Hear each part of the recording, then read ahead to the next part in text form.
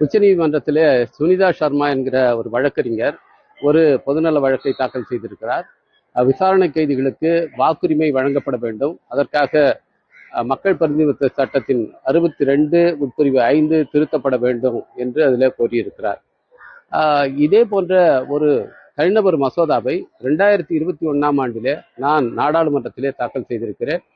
தனிநபர் மசோதாவில் என்ன கேட்டிருக்கிறேன்னு சொன்னால், இந்த 62 உட்பிரிவு 5ஐ திருத்தம் செய்து அண்டர் ட்ரையல் விசாரணை கைதிகளாக இருக்கிறவர்களுக்கும் 2 ஆண்டு தண்டனை பெற்ற கைதிகளுக்கும் வாக்கு அளிப்பதற்கான உரிமை வழங்கப்பட வேண்டும் என்று நான் அதிலே கேட்டிருக்கிறேன்.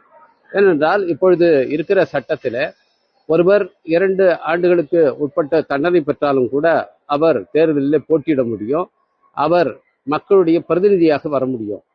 ஒருவர் சிறையிலே இருந்து கொண்டு கூட தேர்தலில் போட்டியிட முடியும். ஆனால் ஒரு மக்கள் பிரதிநிதியாக வருவதற்கான தகுதியில அவர் சிறையில இருப்பது தடையாக இல்லை.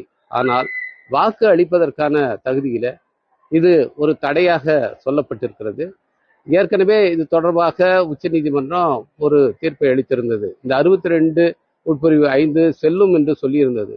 ஆனால் அப்பொழுது வாக்களிப்பதற்கான உரிமை ஒரு சட்ட ரீதியான உரிமை என்று மட்டுமே உச்சநீதிமன்றம் சொல்லியிருந்தது.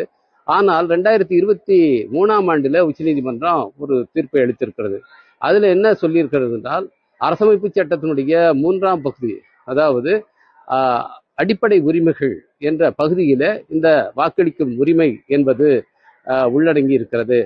எனவே இது எந்த விதத்திலும் பறிக்கப்படக்கூடாது என்று சொல்லப்பட்டிருக்கிறது. எனவே இன்றைக்கு உச்சநீதிமன்றம் அளித்திருக்கிற இந்த 2023ஆம் ஆண்டு தீர்ப்பாக இருந்தாலும் சரி, ஏற்கனவே அரசமைப்பு சட்டத்தில் வழங்கப்பட்டிருக்க உரிமைகளாக இருந்தாலும் சரி, அதற்கு முரணாக இந்த மக்கள் பிரதிநிதித்துவ சட்டத்தினுடைய பிரிவு 62 உட்பிரிவு 5 என்பது இருக்கிறது. எனவே இதை திருத்தம் செய்ய வேண்டும் என்றுதான் நான் தனிநபர் மசோதாவிலே கேட்டிருந்தேன்.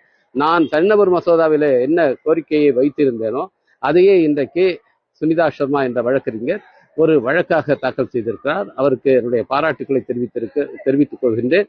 நிச்சயமாக இது லட்சக்கணக்கான கைதிகள், இன்னைக்கு விசாரணை கைதிகள், அவர்களுக்கு மறுக்கப்பட்டிருக்கிற வாக்குரிமை இந்த வழக்கு மீட்டு தரும். உச்சநீதிமன்றம் இதிலே ஒரு நல்ல தீர்ப்பை வழங்கும் என்று நான் நம்புகிறேன்.